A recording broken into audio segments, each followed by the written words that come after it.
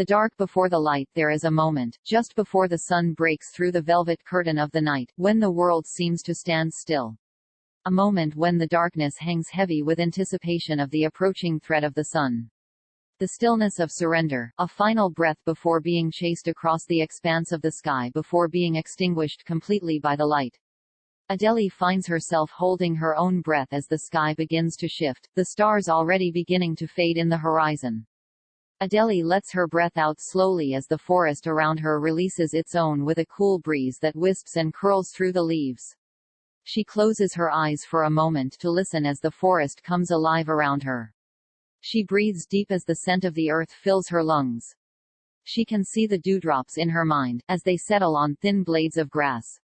She can picture the roots of the old oak tree half a mile behind her as it stretches lazily out of the damp mud, carving out an arch through the air before settling back into the earth. She can sense the wildlife waking up around her before the sun has even had a chance to touch the sky. Adele opens her eyes and peers out across the lake. She allows the surreal tranquility of this place to wrap itself around her. For the first time in months, she feels calm, the stillness within her matching the cool autumn morning. She feels good. It has been a while since she has been able to say that. She feels Elan's arms tighten warmly around her waist as she rests her head snug against his shoulder. She can feel his breath slowing to match her own, the rhythmic beating of his heart tapping gently against her back. Elan's deep voice nestles softly among the sounds of the forest as it breaks through the silence. Do you ever wonder why the night sky seems so much deeper than the sunlit sky? She notes the quiet distance in his tone and tilts her head slightly to listen. There seems to be so much more darkness than there is light. She can hear the strain in his voice with this. But there is no tension in his body as he continues his train of thought. Even the stars seem trapped in its web. Adele remains silent, going far beyond our atmosphere. Even behind the brightest, bluest sky, is this. He gestures to the star-speckled sky above with his hand before allowing his arm to drape across her chest. Like dropping an orb into the ocean's abyss. This dark space is still all around, swallowing the light. His arm refuses to fully relax in its place. Adele's hands trace a gentle path through the air to rest on his forearm. Squeezing slightly, allowing their warmth to spread across his cool skin. Her own offering of light against the darkness of his own thoughts. She allows the silence to hang in the air for a moment, considering his meaning before she speaks. The darkness may be expansive. I'll give you that. It even seems to overshadow the stars and moon's ability to truly illuminate the sky. She lets the words trail off. But, Elan offers when she doesn't continue. Adele smirks but keeps this out of her voice when she responds. But in fact, I must argue that the only advantage the darkness holds is its quantity, because darkness itself holds no real power. Adele feels Elan's jaw shift against her temple, and she can tell that he is smiling. Okay, I'll bite. How do you figure? His genuine curiosity is now laced with amusement. Adele feels relief as his focus shifts. You speak of darkness as though it is a being, but darkness is not a tangible thing. You can't capture it, you can't control it, can't manipulate it. She allows her fingertips to graze the skin of Elan's forearm to illustrate her point.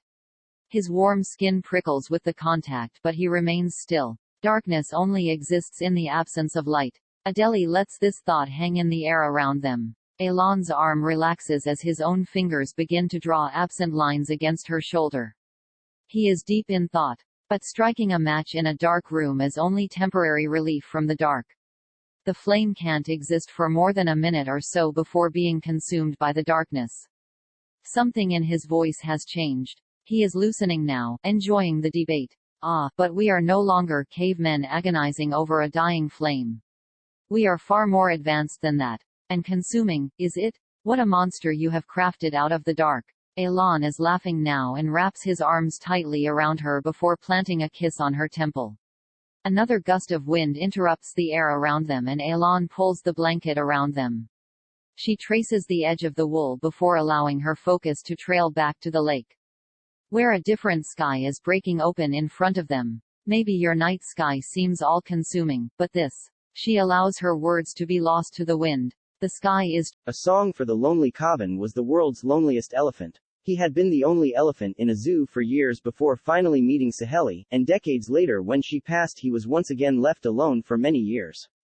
From birth he had been shipped off to live in isolation, without another of his kind to comfort him, to experience the ups and downs of life with him, to teach him about what it means to be an elephant. There were no mirrors in the zoo, and Kaavan only had a vague idea of what he must look like. He knew he was large, or at least in comparison to all of his neighbors in the zoo. He also knew he had a strong, wrinkled trunk and thick, heavy legs. That much he could see for himself. He had been imprisoned in a zoo for so long without any companions of his species that he honestly didn't know what others saw when they looked at him. That was until Saheli entered his life. For 22 wonderful years Saheli came to live with Kaavan. She was his best and only real friend. The two would roll around in the mud gleefully on hot days, stroll side by side through their small enclosure on pleasant days, and cuddle close in the sand when it was cold. Saheli had a great sense of humor. She was one of those animals who could brighten any day just with her presence. When Kaavan was cranky, Saheli had a way of making him forget his woes effortlessly. Once a hyena had snuck through a hole in the fence and into the elephant's area. The rotten hyena ran circles around Kaavan, taunting him and laughing obnoxiously, as hyenas are wont to do. Kaavan grew increasingly irritated, but then Saheli sauntered over and befriended the damned creature, laughing right along with the scoundrel. Despite Kaavan's initial vexation he found himself joining in, laughing senselessly along with Saheli. Her positive energy was contagious. Losing Saheli was soul-crushing for Kaavan. His life had been lonely before Saheli, but in a manageable way. He had no point of comparison, nobody to miss. Her passing left an enormous hole in his heart and the world seemed to darken and shrink around him. If it weren't for Cher, Kaavan may not have survived the loss of his friend. Kaavan did not know many humans. Someone came to feed him every few hours and others stood outside of his cage and watched him from time to time. People seemed small and defenseless to Kaavan. He couldn't help but pity them. Some of them were mean-spirited, but who could blame a creature so minuscule for trying to feign ferociousness? Kaavan knew nothing of poachers and other human predators in the wild, so he did not fear humans the way other elephants might. Mostly he felt indifferent about human beings and thought them insignificant. There was one person that Kaavan felt strongly about, though. Kaavan loved Cher. You wouldn't expect an elephant locked up in a zoo for most of his life to know about Cher, but her magnificence is known to many creatures of Earth. Back in the 1980s, before Saheli had joined him at the zoo, one of Kaavan's keepers used to carry around a boombox while making her rounds. She didn't play music loud enough to upset the animals. Just loud enough to break up the monotony of her daily tasks. The songs barely caught Kaavan's attention until he heard Cher. The first time Kaavan heard gypsies, tramps and thieves, he fell instantly in love. Who was this human being with the godly voice and the knowing lyrics? How did she understand what Kaavan felt? She sang of being an outsider, of others calling her and her family names while exploiting them for entertainment. Kaavan was all too familiar with that feeling, as humans stared at him from the other side of the cage as if he were a freak. Some even calling him ugly and throwing their trash at him. The next week it was half-breed, and he knew that his love for this female human was no fleeting phase. Kaavan couldn't run away from who he was any more than Cher could. While he may not have been an actual half-breed, he was the only one of his kind and did not truly fit in anywhere. After that he seldom heard Cher's songs, but every few years or so her angelic voice would find its way back to him. And like any true guardian angel, Cher found Kaavan in the midst of his deepest grief after Saheli's death. A middle-aged woman with headphones approached his cage one afternoon, and through the headphones he heard it, Song for the Lonely.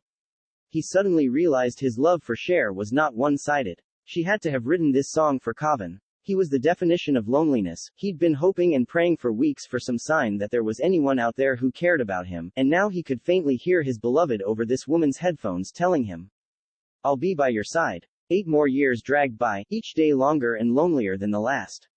Once every year or two he was graced with another song, and these rare moments got him through the worst of it. Not in his